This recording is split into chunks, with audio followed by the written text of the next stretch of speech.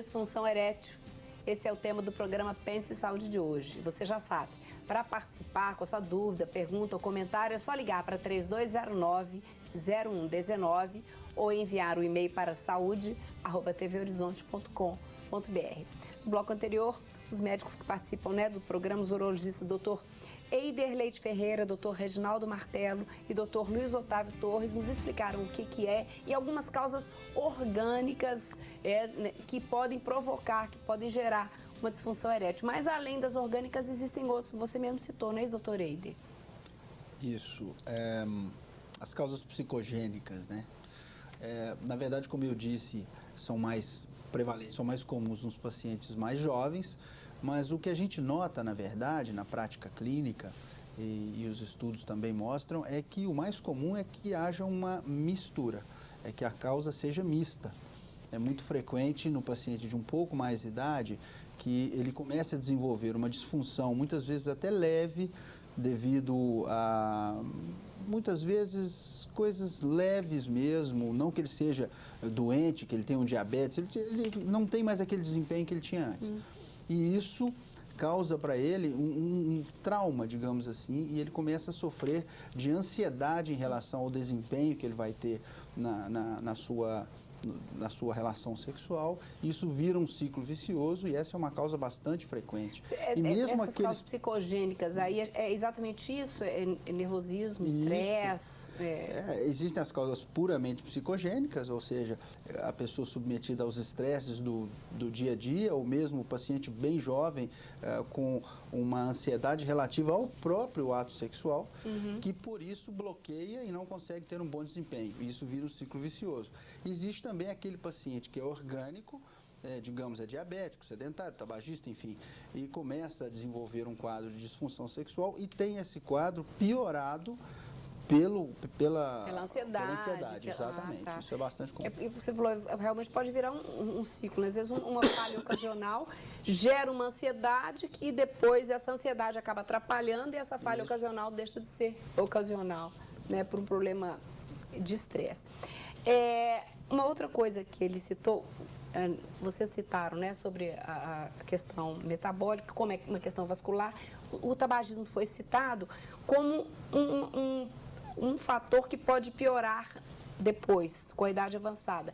Isso, ou seja, o tabagismo para o jovem ainda não afeta, não tem ainda não é um fator de risco importante no jovem. E eu gostaria que vocês comentassem de outros fatores, por exemplo, bebida alcoólica, drogas, inclusive algumas ilícitas, isso pode afetar também? Pode. O tabagismo é um risco para o jovem também, porque o tabaco ele não tem efeito só a longo prazo, o efeito local dele, enquanto o indivíduo fuma, ele também pode causar efeito. É lógico que o indivíduo mais jovem, ele vai ter menos consequência sobre aquilo, mas à medida que o tempo vai passando, isso vai piorando, e mesmo não estando tão idoso, ele pode ter um efeito direto do tabaco. Eu acho que essas causas que você citou, elas são muito interessantes, porque se você perguntasse, tem jeito de prevenir a disfunção erétil? Tem. As mesmas coisas que a gente faz para prevenir um infarto, um derrame, a gente faz para prevenir a disfunção erétil. Então, se você tiver uma dieta saudável, rica em frutas, verduras, com pouca gordura, não com muito açúcar, tudo que leva a problemas cardiovasculares em outros, né, vasculares em outros locais, são coisas que podem prevenir. O exercício físico, né, são coisas que podem prevenir o entupimento das artérias que provocam essas doenças e provocam a disfunção erétil. Então, tudo que você faz para prevenir válido. Eu perguntei da bebida alcoólica por quê? Porque, às vezes, exatamente por uma questão de ansiedade, a pessoa fala, então vou tomar uma bebida aqui para dar uma relaxada. Por isso que eu perguntei se ela pode interferir negativamente. Entendeu? Na relação à bebida alcoólica, especificamente, você tem dois níveis de bebida alcoólica, né? Quando o homem bebe muito, o álcool inibe o sistema nervoso central. Então, é muito comum, praticamente todos nós homens, que já algum dia bebemos a mais da conta e não conseguimos naquela noite. Então, você tem o efeito agudo do álcool em excesso. Para outras pessoas, você tomar um whiskyzinho, alguma coisa, dá uma relaxada e melhora a ansiedade. Então, em em excesso ele é prejudicial do ponto de vista agudo e também a insuficiência do alcoolista crônico, o alcoólico crônico. Quando a pessoa começa, o cara que bebe compulsivamente em excesso, ele começa a ter alterações de enzimas hepáticas e que vão repercutir também na parte da ereção. Então você tem o efeito agudo do álcool, que ele pode, em pequena monta, relaxar, em grande quantidade inibe o sistema nervoso, e você tem o uso crônico abusivo do álcool, que pode levar à lesão. O ditado diz sempre, né, que é um uísque antes e um cigarro depois, que não deve ser ao contrário, o cigarro antes que você vai ter mais problema. Certo, Bom, uma outra coisa que vocês citaram aqui no bloco anterior, com relação às causas, eu gostaria de saber se medicamentos, às vezes, tomados para uma ou outra patologia podem também interferir na disfunção erétil. Sim, existem vários medicamentos que influem. Por exemplo, alguns antidepressivos, antihipertensivos. Eu acho só um pouco perigoso citar claro, isso, porque as pessoas, eu vou parar de tomar o meu antihipertensivo para que eu tenha um bom desempenho. Não, hoje houve uma evolução muito grande nessa área e os antihipertensivos mais modernos têm uma incidência muito menor de disfunção erétil. Isso acontecia mais com os antigos. Alguns hormônios, alguns tratamentos com drogas muito pesadas, digamos assim, pessoas que estão fazendo tratamento para câncer, por exemplo. Ou seja, existe a causa por uso de drogas. E aí você pode interromper após terminado o tratamento ou você pode trocar essas drogas. Então é importante, quando ocorre essa incidência, discutir com o médico. Existem opções, e opções que muitas vezes, para um paciente, ela está causando a disfunção, para outro não vai causar. Então é importante discutir com o médico. Eu pergunto isso, desculpa, exatamente por causa, quando a gente fala em causa, pensando em tratamento que nós vamos conversar, o tratamento vai muito por causa da causa. Se a causa é um medicamento, às vezes, né, é só modificar, né, a terapia. Você queria comentar? Quero comentar, só frisando isso que o Eider falou, que as pessoas têm que entender que a hipertensão causa muito mais mal do que o antihipertensivo. Que a depressão causa muito mais disfunção erétil que o antidepressivo. Então, não pode usar, eu vou parar de tomar o remédio, porque a disfunção erétil vai continuar e outras coisas podem ser agregadas, piorar. Então, assim, não pare de tomar os seus medicamentos por causa de disfunção erétil, porque a gente consegue resolver tudo, como a gente vai ver depois. Uma outra coisa que todo mundo fala, disfunção erétil, isso é coisa para numa fase da vida em que você já está idoso, ou seja, é natural da idade, faz parte do envelhecer? Existe muita dúvida sobre isso.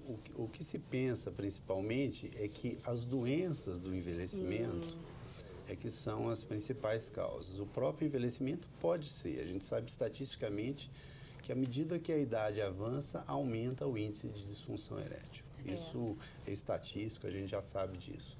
Agora, as doenças do envelhecimento, então o diabetes, a hipertensão, a arteriosclerose, todos esses processos realmente são aqueles que levam mais. Então, é difícil a gente afirmar se a idade por si só ela causa disfunção erétil ou se é devido aos problemas que decorrem da idade. Ao mesmo tempo, estatísticas têm mostrado que pessoas mais jovens têm tido problemas de disfunção erétil cada vez mais, ou seja, o número de pessoas jovens com disfunção erétil tem crescido. Por que isso? Também por questões ambientais, como a falta de cuidado com a saúde que poderia causar? Ou...